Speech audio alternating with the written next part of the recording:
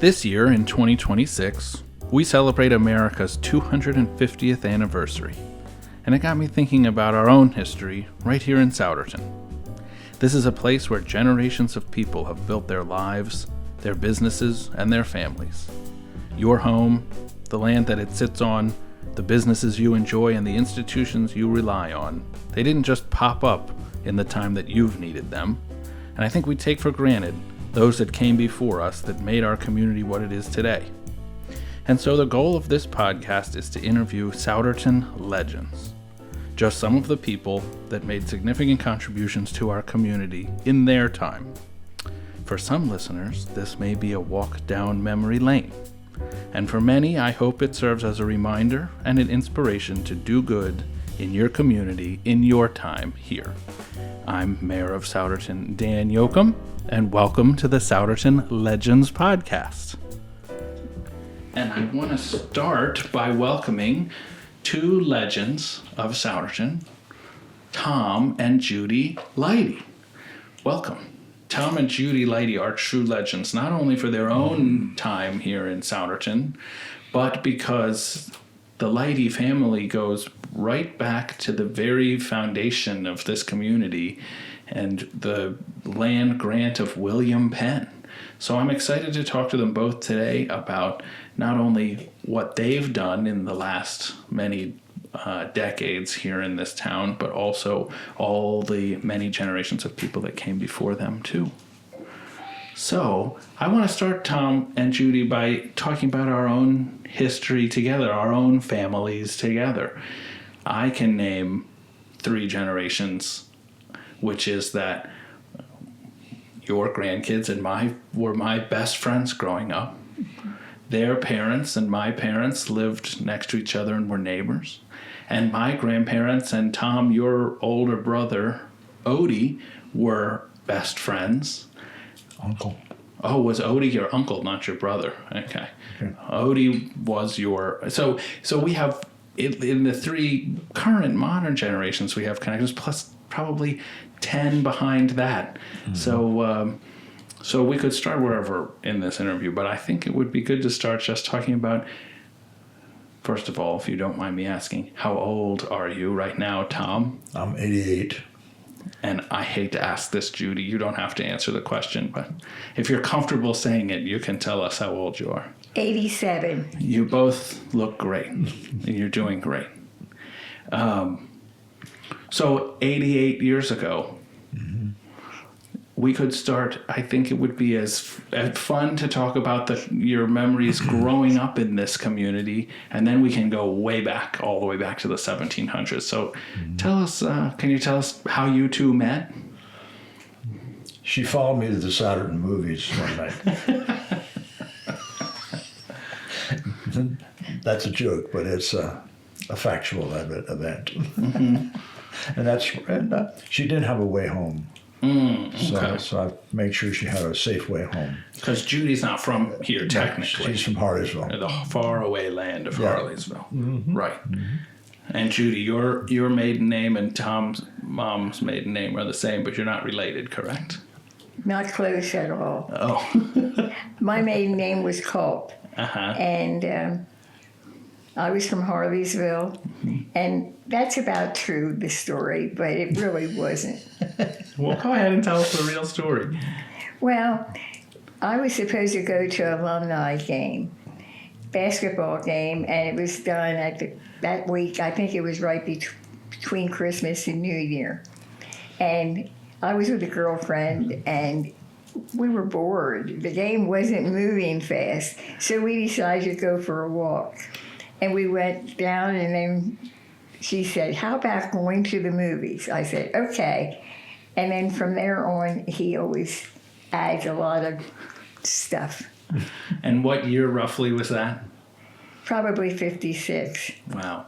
And you were in high school? Mm-hmm. Yes. And you both went to Souderton High School? Yes. And what years did you graduate?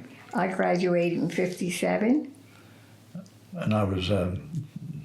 56. Yes, right. 56, right. Mm-hmm. Right. So can you tell us, I mean, you've spent a long time here, and the business obviously is a big part of your story here, but beyond that, I mean, Do you want to tell us, Tom, where you grew up?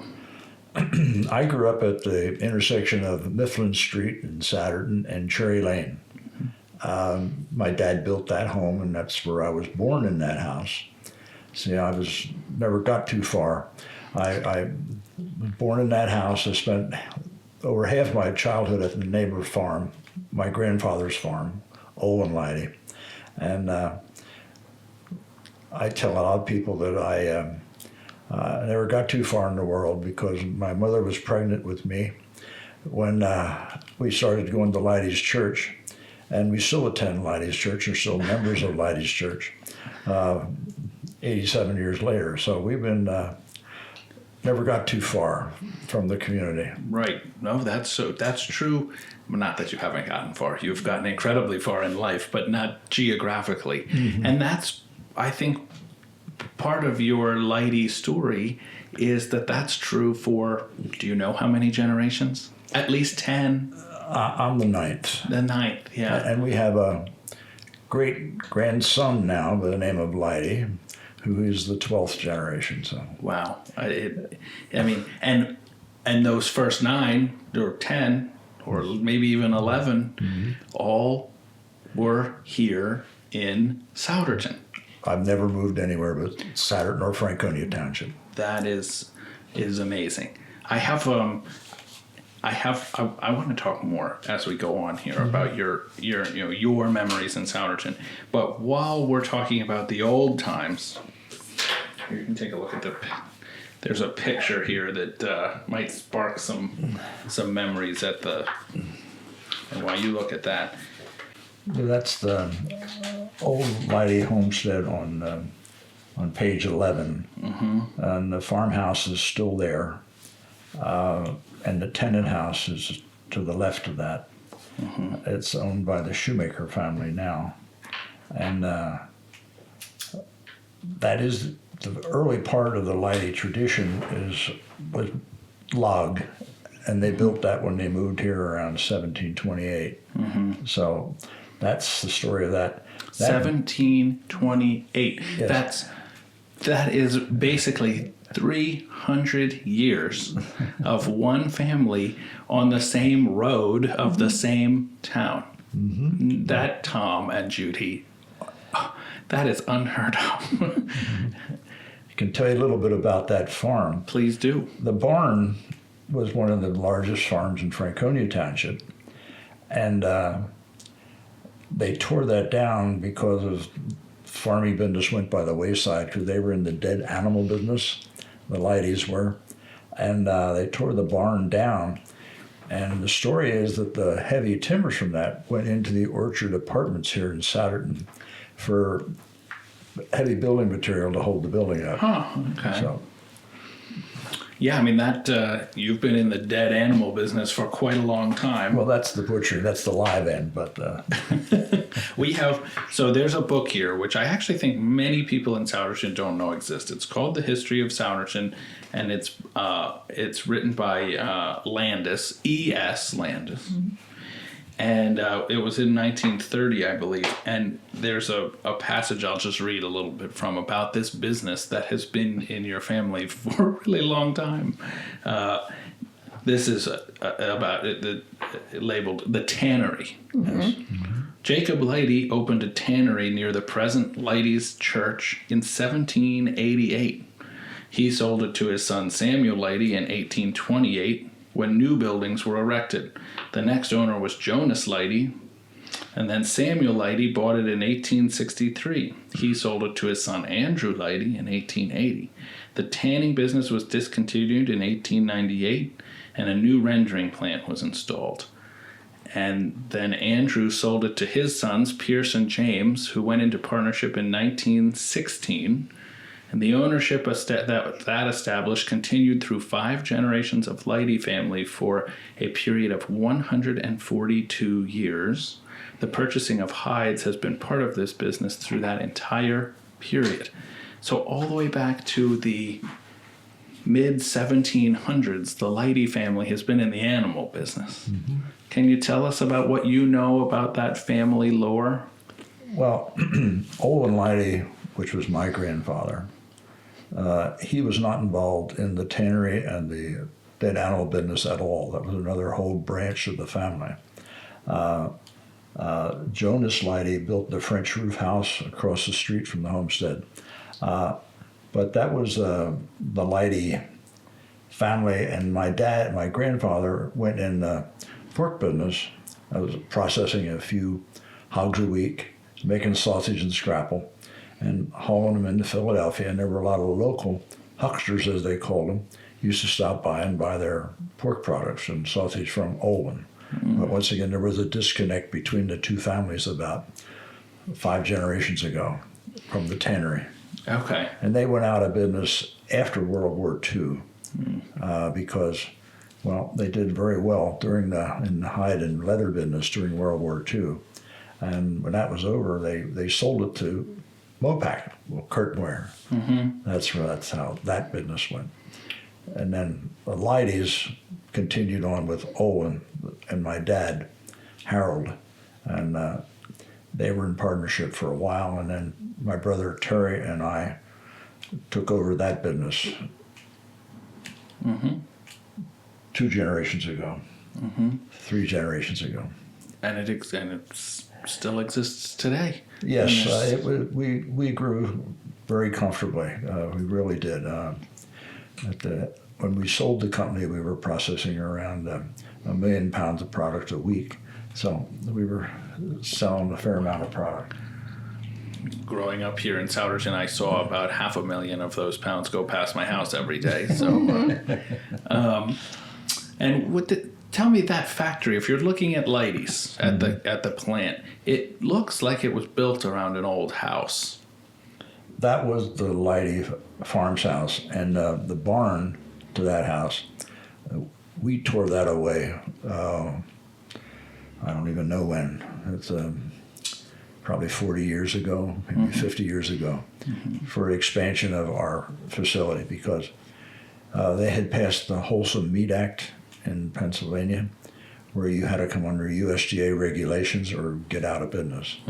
Well, about 70% of all the butchers in this whole area, which were a lot of them farmer butchers, that just let their business go, and we decided to stay in it and grow it, and we did. And you would say that the Leidys, your generations of ancestors, were farmer butchers. Oh yes, definitely, and that carried on because when I was even a teenager, they were raising tomatoes and that kind of product and selling it into Philadelphia, into Dock Street in Philadelphia, and then they butchered besides. And so when you were growing up here, and even when you were a young man here, that whole section of town, which is technically Franconia Township, but who's counting, was your family's farmland, really, right? Right. My grandfather, he wound up with 28 acres, and he made a living on the 28 acres and butchered part-time and sold wholesale into Philadelphia. So that's the story of that piece of the business. So. Right. And you mentioned this beautiful house that was across the street from the farmstead that Judy, I think you've told me about before.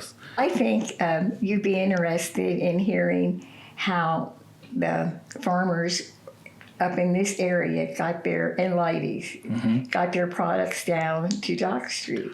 I would love to know that, because even today, I mean, I never go into Philadelphia because it seems like such a journey. But how did they do it back then? Do you want to tell them how they did it? Well, sometimes they hauled 2 loads of tomatoes into Philadelphia in one night. They'd leave at 7 o'clock, come back at 9:30, and haul another load in till 11, get up at daybreak and pick more tomatoes or squash. And they went into the Dock Street in Philadelphia, which was now been destroyed, and everything's done in the food center now in Philadelphia down along the river. So that's that piece of the business, but we got out of the produce business quickly when Terry and I had anything to say. Well, they often hauled it down on a train, and then they rode horseback down to meet the train, and they would unload their products at that point. And other times they would actually stay overnight at the bottom of the hill, I believe in Chestnut Hill, and they would stay overnight, and the men would sleep head to feet in a room, and that's how they would also travel. And I always thought that was interesting. Yeah, that is interesting because that's a long way to go twice a day, and then have to farm your products in between. The piece that Judy's talking about, that where they were selling their product retail. A little later on, it was just hauling product into Dock Street, and it was sold wholesale in 5/8 baskets or half bushel baskets, and that was another part of that whole long era. Yeah, and even before that, so the whole area is. Do you know what that section of town was called? Leidyburg or something. I mean, well, when I was a kid, they used to call it Leidy Town. That's where Leidy Road met the cow path. There's about 6 houses there, and then the shoemakers owned across the street. That was my era and my older brother's era. We always played all kind of farm games. Kick the tin can was one, and boom sock was another one. And Haley Over was another one, but they were all not dangerous games, but very competitive. I mean, not many people grow up in a road named after them, in a little section of town named after them, because their family has been there for 299 years. And there's also, of course, you're very active still, as you said, in Leidy's Church, which is also part of your family lineage. Do you know, can you talk about those early days of the church in your family? Judy knows the early history better than I do. She's a history major on that stuff. But the church really started in the Sunday school room inside the old cemetery, which is the one with the wall around it. There was a small one-room schoolhouse there. And that's where they had Sunday school in there, which didn't go over too well in the beginning and eventually failed because people didn't believe that. Half of them because they thought the biblical teachings were supposed to come from the parents, not go to Sunday school. So eventually it came back, but it was I mean, when I was a kid, there was the stones from that first stone structure were still piled in the corner of that cemetery. Wow. And that was, I mean, no one alive knows that there was a schoolhouse there, but that's where that parking lot is, probably next door, right? Well, it was actually inside the wall Okay. in that east corner. And if I'm not mistaken, I think the road, which is now Cherry Lane, didn't do that crazy curve. Actually, the cemetery was on a triangle. There was a road that went down the west side and one down the east side. And they met in what we called Snyder's Woods, because that's who owned the farm at that time. So, And Mrs. Snyder was a Leidy, and her parents were the ones that were killed. No, it weren't her parents. Grandparents. Some relative. I'm not sure. Was killed going to church in Hilltown on a Sunday morning. Their buggy was. Nobody knows what happened, but they were run over by a train going to church over in Hilltown. Oh my gosh! Well, that happened back then. It did. I think a lot. If you read the history of Indian Valley and its bank, which the ladies are all through, lots of people. That train was a dangerous. Well, game. the horses would bolt. They were frightened, and that's when the accidents happen. You know, if the passengers were thrown off in line of the train isn't going to stop. So. Right. And let's talk about that cemetery a little bit more, because that goes back right to your foundings also. I mean, the earliest, I wrote it down. So your oldest ancestor here was Jacob Leidy. He got here in about 1728. Right. And that graveyard, and that land that he bought was basically granted from William Penn, correct? Well, it would have been part of the original land grant. Yeah. So there was 5 Germans that got this land grant, and the Leidys were one of them. Do you remember all the names? One was Cope, and one was... Allebach. Allebach was one. cope. The fact, again, I don't want to dwell on this topic too much, but the fact that we're having this Legends podcast, the Leidy family received a land grant from William Penn, and the two people that are sitting in this room are descendants on that same property 300 years later. I would be the 9th generation, yes. That is absolutely incredible. And I think you're moving fairly soon, and then that'll be that. I'm the last landowner on the original deed. Wow. The Leidies. I'm the last of the Leidies. That's, the 299 years was a good run. Yeah. So then that church and the cemetery there, the first plots were from about 1753. Well, the church was built in, 1858? Yeah. Okay.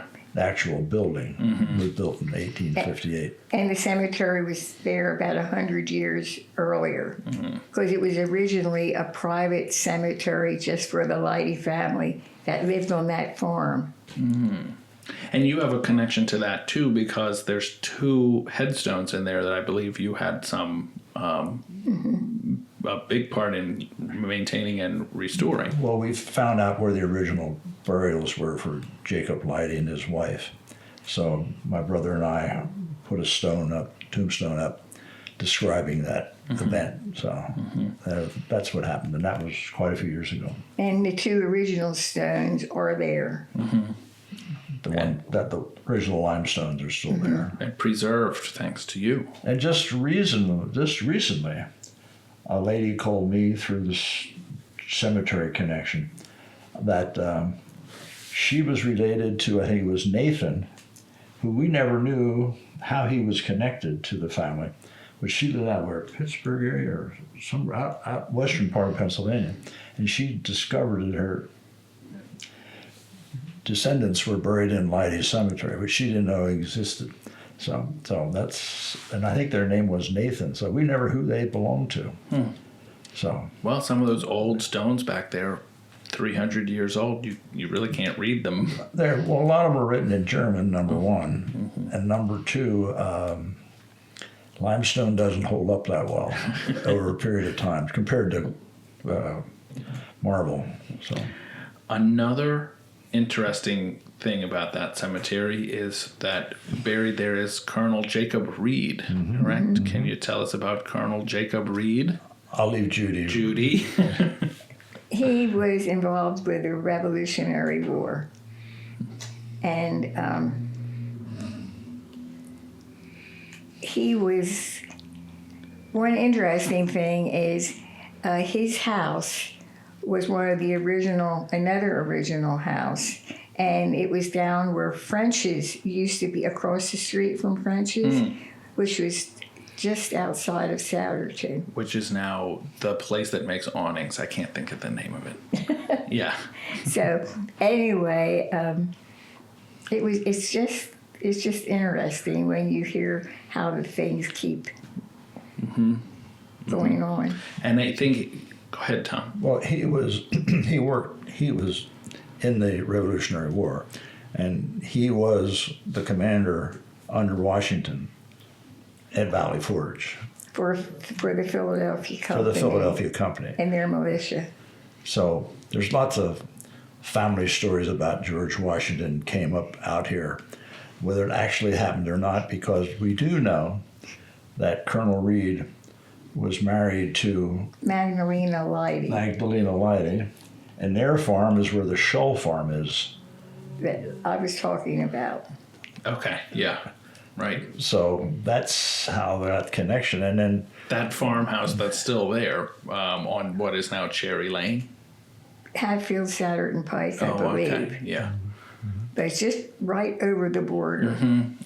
So it all makes sense that George Washington would have visited the area to come to visit with his, he was a light colonel, or what was he? Yeah, Lieutenant Colonel or Lieutenant something Colonel. like that. Yeah. When he visited him, planning the Battle of Trenton, because it was, if you figure Valley Forge to visit his wife, in Franconia Township on the way to the Battle of Trenton. It's all pretty in one line. That's the Leidy story, anyway. I have also heard that story, and no, there's a great debate whether it's actually happened, but I say it happened, Well, right? it makes a lot of drove 100 miles to visit his wife. No, it wasn't that. It was he went to see General George, visited George in Washington, Valley Forge, to encourage the troops before they moved out for the Battle of Trenton. So for the two people that might be listening to this eventually, your family on the land that you currently live on has a connection to a colonel in the Revolutionary War who's still buried there, and let's say, true or not, but we're going to say that it's true, had a connection to George Washington who may have been on that same property. That's pretty amazing. Well, he was on his way to Doyle's Tavern in Doylestown now. But so it even made more sense. It was a stopover point. Right. That's a story sort of lost to history, I think, but it is amazing. Well, not people would talk that General Washington stopped to visit his wife on the way to battle. You know.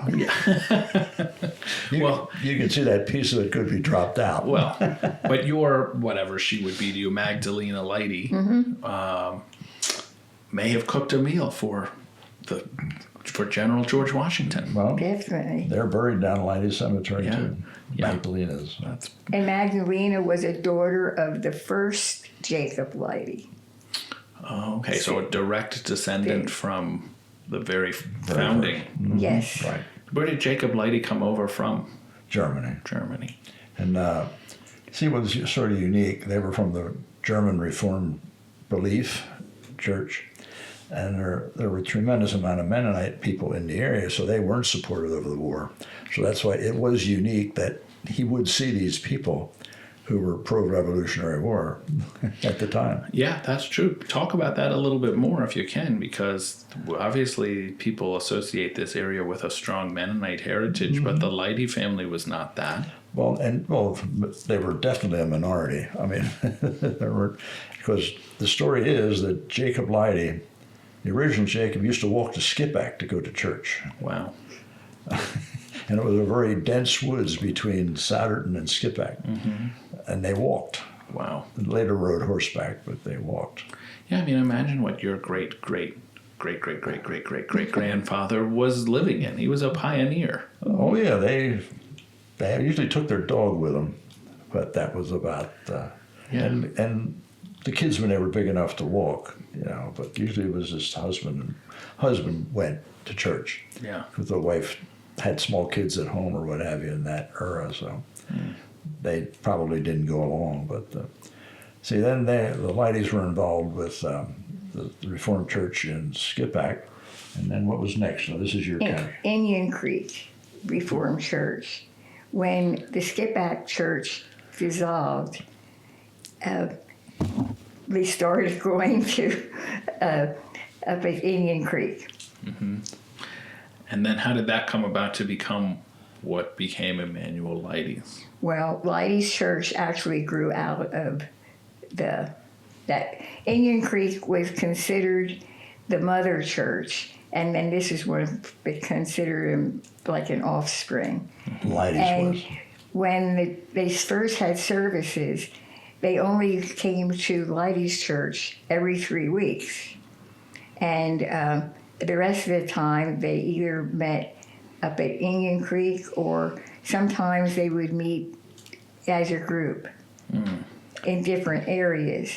But in the winter, they usually didn't have church because of the snow. Yeah. And that's coming up to the era of the one-room building that was in the old cemetery, because Jacob Leidy had service and they had funerals there rather than haul the body up to Indian Creek, because there was no bridge crossing Indian Creek. My dad remembered going across the creek as an infant. Wow. Before the bridge was on the Allentown Road, though.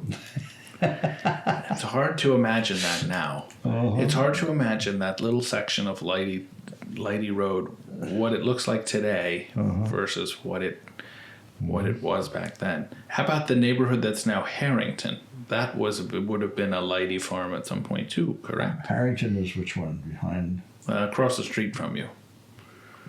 The development. Oh, yes. Okay. That was the Raymond and Eva Snyder farm. Eva was a Leidy, and was her parents. Her dad was Emmanuel. Her dad was Emmanuel Leidy. Okay, so that's how that connection is, and then Richard, the son of Raymond and Eva, Richard and his sister Dottie, who was a nurse for Dr. Wise here in town, sold the property for Harrington Village. Right. So let's fast forward now, because we could talk. I mean, we've well established that it is amazing that this connection that you have to the property that you live on. But you also have an interesting history, which we touched on when we first started talking, which is that you've lived here for almost 90 years. So, and Judy, when did you came to Souderton High School, so you were here. Did you first move to Souderton when you married Tom? Yes. And we were married in 1959. And did you live in that house that you talked about on Cherry Lane? The one at the end of Mifflin Street. Yeah, that's where I grew up there. I was born in the house and grew up there. When we got married, we lived with Tom's grandparents for 6 months because we were building the house we're still in now. Oh, wow. And so we lived there, and we had our meals with his parents, but breakfast we ate at the house. So it was interesting. And there were 3 families there at that time building houses with Right. my grandparents. Because he had an older cousin, they were also building the house, which they built on Beck Road, which is the same road as Leidy's Road once it crosses the cow path. So it was exciting. Sure. Judy, you married into quite a family, all building on this. And everybody got Dutch banded in that era. Yeah. Tell us about Dutch banding. Dutch banding is when the older couples, the teenage kids preferably, and a young couple got married, they would wait until the lights went out in the bedroom, and then the younger couples would come up there and make all kind of noise. I mean, playing big bells, lots of noise. And they wouldn't keep quiet or shut up until they offered the crowd ice cream. That was the Dutch band. Dutch banding. That's great. We could try that again sometime. Well, towards the end, we had to get permission from the police to do it, but in the beginning, that wasn't a consideration. And when you were growing up here, and probably even up until when you got married around there, the woods that were your ancestral home, you have a memory of what was going on there. Yeah, that's an interesting topic to me, particularly because my brother and I gave that property to Franconia Township, mainly because we were hoping to become a community park for that end of town and Franconia Township. But it never happened, whether it was political or what, I don't know, but it never happened. But that was where the community had the church picnic for the whole end of the community. All the churches went into that woods for a picnic. They all just gathered there. In my grandpa's era, when he was, this is an interesting thing, but he was a very durable man, a farmer, and he told everybody that he's going to the church picnic if he has to go on one leg. Well, guess what? 2 days before the picnic, he fell off a wagon and broke his leg. Oh, my. That's a fact. And did he go? I don't know. I don't know he had his leg broke, but I know he broke his leg. and they didn't go to the doctor at that time unless it was a necessity. So that's what I can tell you about the woods now. I spent a lot of time in that woods just playing up there with my generation. And there were maybe a little farther down the road. Then there were the tramps. Right. Tell us about them, because that's so far gone from what we have now. Well, I think it was a result of poor people. And in fact, the train was coming to Souderton, and it had to slow up to come into Souderton. So it's our family thought the tramps would ride the train out of Philadelphia. Wherever it had to slow up, they'd jump off and beg from the farmers. And they did that because they visited my grandmother even when I was a kid, the tramps that lived down in Snyder's Woods, where they had their clothing hanging in Hunsicker's barn, which was near where you grew up. Yeah, tell us so listeners know what's kind of there now, where that woods was. Well, it's when Richard Snyder and his sister Dorothy sold the property for, is it Harrington? Open space, the woods and the lane was kept for open space. So we call it the bums camp. It was still there. Tramp Woods, that's what I have heard. Or bums camp. Yeah. So, and that's sort of like behind West Broad Street Elementary, more or less, right now. Right, and really they used to stop in at the butcher shop a lot and ask my grandpa for things that are left over, whether it was bacon ends or anything they could give them to eat, and they'd go down there and cook it. And there were sometimes 6, 8 of them. And to my knowledge, there were never any issues with those men. Well, there were a couple women also, but there was never a real issue. I mean, one quick story is across the street from where I lived at Mifflin Street, there was a, quote, bum's shack, or a shack where 2 of them lived there. And they used to get water over at our house, but there was no running water over there. So I used to, after school every night, I was over there with them, and they were telling me stories, and I'd eat their graham crackers. And my mother was so obsessed with this because I would eat graham crackers at home, but I could sit over there on their straw mattresses that they filled every year down at the Olin's farm. And I'd sit there and they'd tell stories and I'd eat graham crackers when I was about 6 to 10 years old. With tramps. Yes. That is an interesting piece of Souderton history that's also, I think, long forgotten. I mean, but it wasn't a fear. They didn't have a fear of these. I'm sure my parents kept an eye on what was going on, but there wasn't the fear of, say, homeless people coming out of Philadelphia today, right? And your son going over there and eating graham crackers with them every night, right? It wouldn't happen the same way today, probably. Right. And do you know, either in that time or maybe even the generation before, the Leidy family did get involved in Souderton in business outside of the meatpacking business? I think they had grocery stores and those kind of things. Any comment on that kind of stuff that your family did? We sold our pork products wholesale into those stores.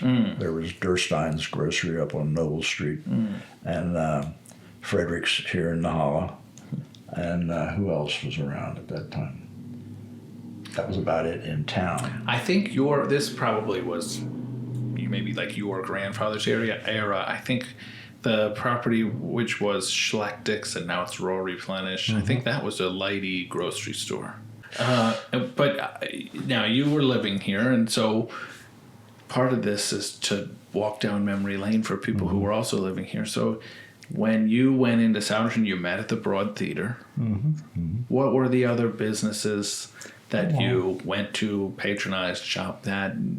Hope's Grocery Store. I walked with my mother from down on Mifflin Street and Cherry Lane up to Durstein's once a week to do her grocery shopping. I helped her pull her wagon to go up there, and they walked. I remember one nasty dog came out and bit my mother in the leg one day. That didn't go over too well. My dad had to have some words with those people. But that, and who else? Well, Hope's was here. Joachim and Gutschall, which is your Freundschaft, or family. Freundschaft, yep. Well, you just said it. Probably your family business was being conducted and not in English, correct? Oh, my grandparents didn't even speak English at home. I mean, and now our parents only talked English The rest of the time was Pennsylvania Dutch because we kids weren't supposed to know about something. So they'd talk in Pennsylvania Dutch, so we didn't get the gist of what was going on. How about in faraway Harleysville? Was that still the case, Judy? One business he forgot, and that was Miller's. Oh, Miller's. We're talking to John Butterwick in a couple weeks. He owned Miller's. He was later on. He was later. Than the Leidy. But that was fun too.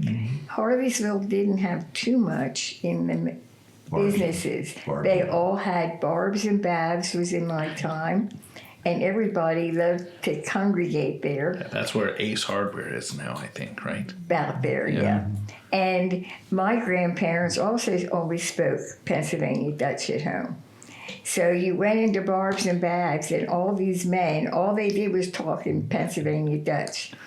When I was a kid, I understood it, but few words will come from me that are Pennsylvania Dutch, but that's it. Tom, you just said one. Your family, you used the word. Which one? You used the shop? word. Yes, frying shop. And we had John Ruth on, who, by the way, I told John Ruth that we were talking to you, and he said, I'm no legend, but Tom Leidy, now that's a legend. That was John Ruth and I had lots of good discussions about lots of stuff. He is a good man. Yes, and he was talking about this interesting phenomenon that not that long ago, no one was speaking English in Souderton, and now no one is speaking Dutch. I don't even know how you would learn it now. Right. Right. So it was very interesting. Now, my grandfather, Owen, he did business with all these Mennonite farmers that were going into the market and selling their produce, but he sold them sausage and scrapple. That's how the Leidy relationship with John Ruth's family really matured. And let's talk about that, Tom, because you came into the family business, and we've talked to some business leaders on this too. We last week I talked to the 4 living presidents of Union National: Merle, Marvin, Leon, and Bill. And you're in that generation of business leaders too. So what was it like to take on the family business, and what was your well, there really like wasn't there? much business there. It grew. What really happened was my younger brother, when he got out of high school, he wanted to go to work with my dad and grandfather. And there wasn't work for both of us. Because it was a butcher farm. That's right, right. So I decided to become the company's salesperson.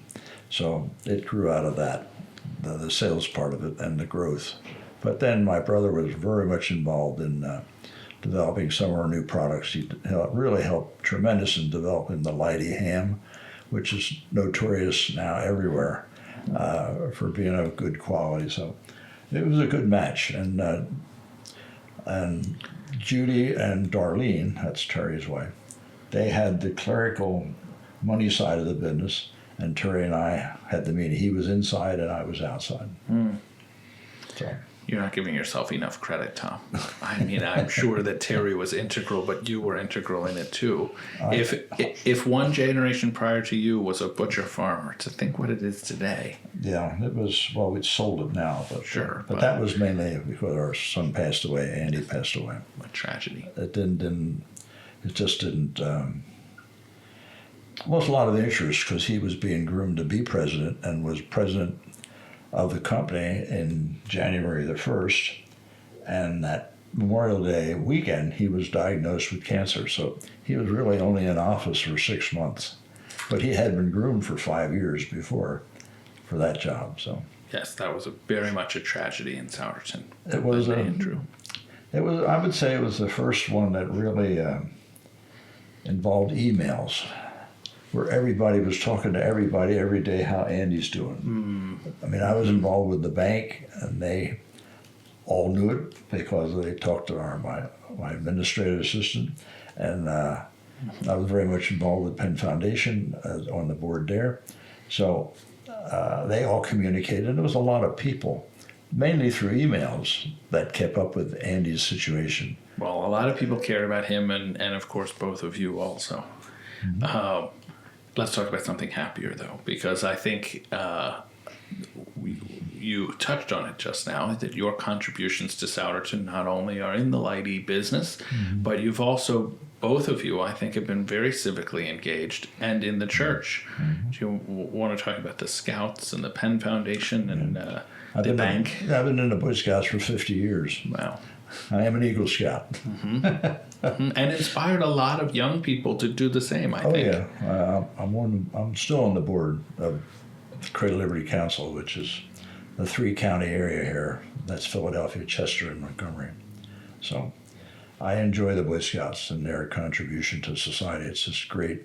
I can't say enough good things about the Boy Scout movement. Do you think that comes from this farming mantra from your generations of family? That I don't know, because it was big in Philadelphia and Chester County also. And again, people were here more interested in church projects than, say, the Boy Scouts. And yet our troop was about 40 people. We met in the old swimming pool building before they built the pool. It was all piled full of old pool tables when they tore the pool room down, and they stored them up there. We had the back room, and that's where the scout meeting happened every week. I didn't know that when they tore the pool room down on Main Street, they kept the pool tables in that old building. Yeah. I didn't know that. Sam Schuler was my scoutmaster.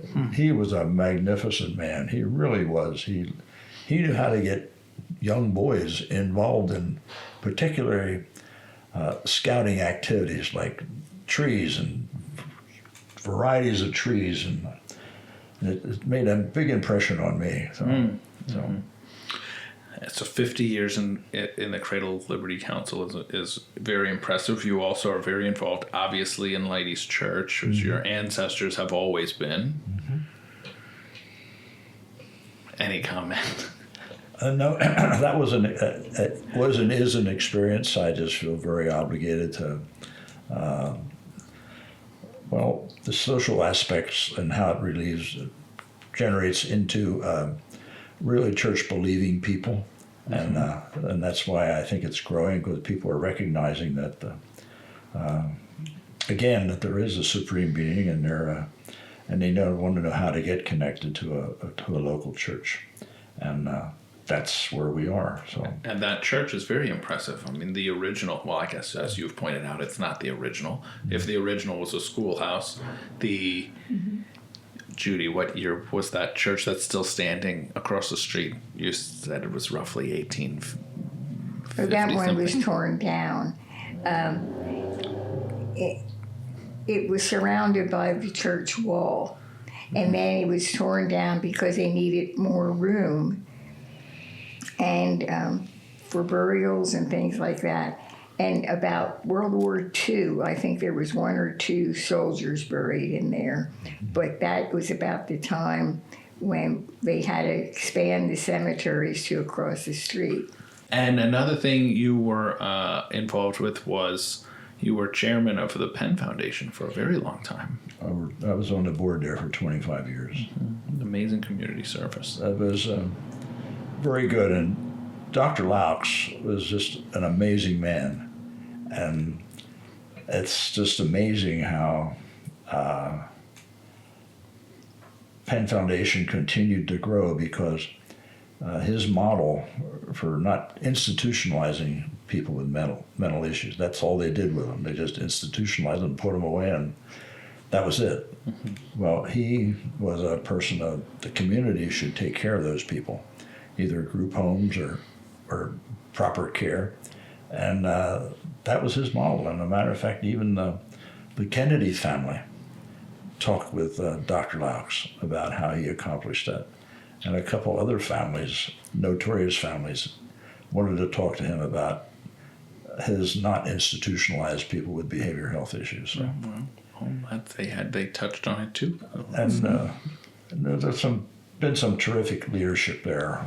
I'm talking about management now, and we had a tremendous board. We really did, between Dr. Laux and Dr. Vernon Kratz and John Gosho, and it was just good people that no issues knowing where they stood on behavioral health issues. That was part of their life to address it. And another thing that you served on in a different capacity, but like so many other local business owners, you were on the board of the bank for a long time, I believe. I was 25 years also. Yeah. You've seen a lot in Souderton. You both have. Yes. In 89, almost 90 years. Mm-hmm. Right. Well, I want to give you an opportunity to talk about anything else that you think. Here's how I'd phrase this. If Ben was listening to this, I'll delete this part too. If Ben was listening to this after you're gone, mm-hmm. what would you want him to know about his family that would be recorded now? I grew up in Hardeysville, and I lived on the edge of Hardeysville. But you knew everybody, but all the people knew you too. So all these eyes were kind of watching you all the time, but you had freedom. You could go play up till it was dark. You could do many things that people cannot do today. And we had a great time. And there was a farm on the one side of where I lived. And when you walked on the road or drove bike, they had a hand pump out there, which means they pumped water, and everybody in the community drank out of a tin cup. And I don't know of anybody ever getting sick, but it was funny. And we as kids, we loved that. That was fun. And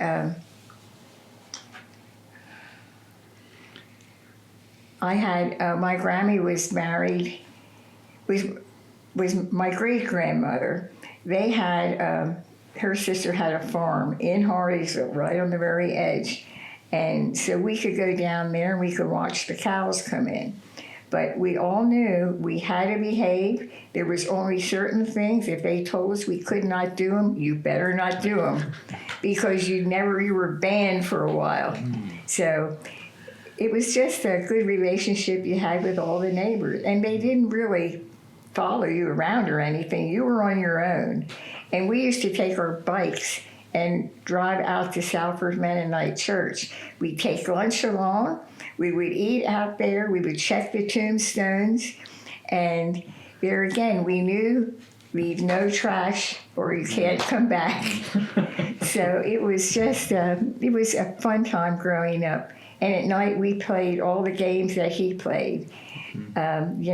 Barley over and just a whole lot of those games. But it kept us active, and we were running the whole evening. Mm-hmm.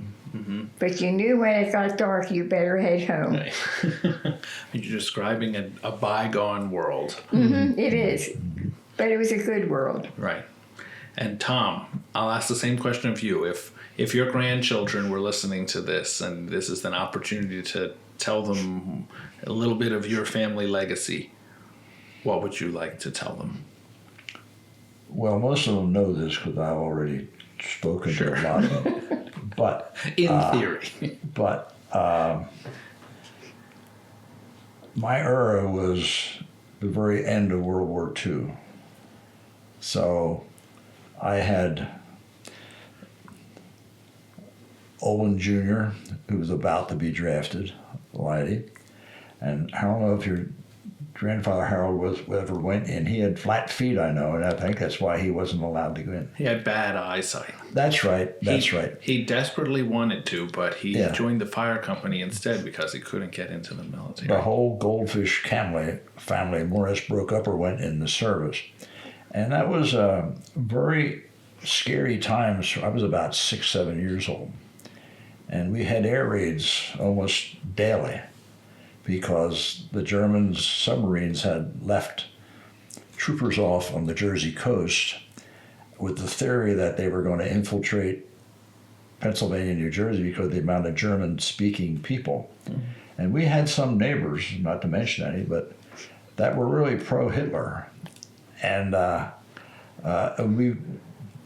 the ones that were domesticated and live here, kept an eye on them, of who visited them and stuff like that. But there was a real controversial time, and the air raids used to frighten the daylights out of us, because we had this blue bulb was the only thing you could have to see. You had to close the shutters, and had this blue bulb in there to see. That's all. Everything, only light you're allowed to have on, or else the airplanes could see it. So once the airplanes went over, where they came from, I couldn't tell you. Then the siren would go off again, and the air raid was over. But those were scary times for us as kids, because at that time we didn't know who was winning or losing the war. I mean, it was give and take. Mm-hmm. And an example of that is I was sitting at my grandparents' table. They played pinochle. They played 3 games, and it was over, and that was it. But they played pinochle maybe 2-3 times a week for an hour or so. Now, they were the generation older that was past the war age. So when I was sitting there watching them play, we weren't allowed to talk. They were all Pennsylvania Dutch, and they'd slammed the cards on the table. We weren't allowed to talk. I mean, I can still see the family, the missus looking at, you shut up or sit down. I mean, that was just the way it is. And they, and then all of a sudden it came over the radio that one of our troop ships had been sunk on the way to Germany, and a couple thousand men went down. My grandmother was so emotional. She just stood up and says, I can't believe that happened to all my boys, she went. And she just broke down and cried, and everybody went home. That made such an impression on me as a kid to see my grandmother sitting there weeping over the troops. That's how emotionally they were involved with the war and believed in it. And there were several ladies in there. Well, we lost one in the Battle of the Bulge.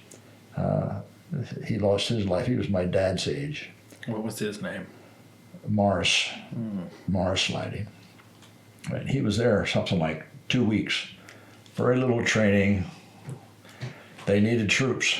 Mm-hmm. And he got caught up in the Battle of the Bulge and never came out. And that was, as I said, that was my dad's buddy from school. So that's how I keep track of the era. Right. And I want to maybe end on something happier than that. Yeah, okay. which is this order of the speckled goldfish, which listeners might not care about, but I care about because Odie, who was your uncle, right, mm-hmm. and my grandfather Harold, mm-hmm. and who else? Would have been Richard Yoakum, Dick Yoakum, they called him, and there was another Yoakum, Harold. Well, that was your dad, yeah. So there are 2 Yoakums. I think the guy from Hardersville, Gunnar Culp, he used to pitch softball against Odie. They were the same era. The church league baseball was really intense around this time. And when the war was over, it really got intense when all the guys came home. Mm-hmm. So, and this was just a group of friends that were enjoying their life as young people here in town. And I don't know very little about it. It was more of a secretive thing. Yeah. You didn't learn much about it other than the fact they were part of the freckled goldfish family. Right. Yeah. Well, very good. I want to reiterate that why Tom and Judy are such legends. Not only because of not that they've given so much that we just talked about of all your civic engagements and your business leadership in this community, but you are of the last generation to be on the ancestral land that goes all the way back to William Penn. 300 years of Leidy's on what is now Leidy Road in Souderton, and that will never happen again in anyone's lifetime. It is very incredible. So that deed went to 5 Germans, and one of them was a Leidy. Mm-hmm. There was a Cope. Was there an Appenzeller? Henry Appenzeller was later, but yeah. Mm-hmm. I can't remember their names right now, but these 5 Germans had the land grant from Billy Penn. That's incredible. And that you're still there today is truly... I'm getting old. Truly, truly incredible. And I spend my summers there, too, in your pool, and I'll never forget that. Okay. I'll be sad to see that house go to some other family. We're anxious to see where it's going to go ourselves. Right, yeah. Right. Right now, we don't have the faintest idea that we got a lot of stuff to move. I'm sure that's true. But when you live in a house for 67 years. I didn't realize that it was that long, but that is a long time, and it's a beautiful beautiful property, and it's and it will make the next generation happy. But I'm sad that it probably won't be the next generation of Leidys on the 10th generation of Leidys on that property. But Right. 9 is an incredible 300 years on one road in one town, and that's why you're sitting on this couch, because that is one of the many reasons why you're a legend in this community. Thank you, but this is an interesting life. That's all I can say. Because I often say, if we're missing anything in our country today, it's the word respect. If we had respect for each other, regardless of their color, their skin, their political connection, anything, but if there was respect, just imagine what that'd be like. Well, that goes a long way with what Judy was describing, a world gone by. But I appreciate you both being here. You're going to be late for dinner. You're both legends. And really, and it's been great, and all the best.